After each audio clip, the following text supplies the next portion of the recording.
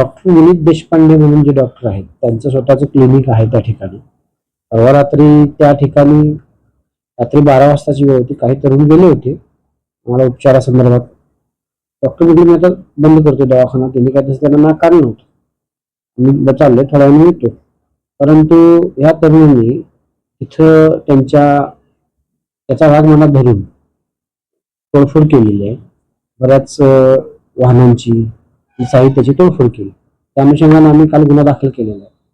सदर गुन्ह्याच्या अनुषंगानं तोडफोड करणाऱ्या लोकांची माहिती नोट करून घेऊन डॉक्टरांना फक्त एकच नाव माहित होतं की ऋषभ साळोखे.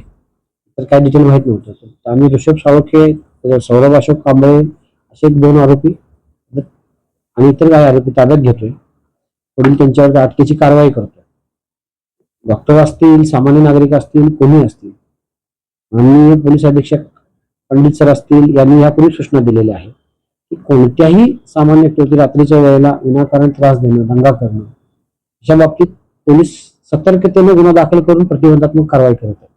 त्या अनुषंगाने यांचं आरोपींचं पूर्वीचं रेकॉर्ड इतिहास तपासून त्यांना आता ताब्यात घेऊन अटक करून त्यांच्या विरोधात कडक कारवाई करून जेणेकरून जनमानसामध्ये अशा लोकांनी परत असे प्रकार करता कामा नये आणि अशा लोकांच्याकडून सामान्य लोकांना त्रास होणार नाही या पद्धतीने करवीर पोलीस पुढची कारवाई करत आहेत आणि कारवाई करून अशा घटना घडणार नाही.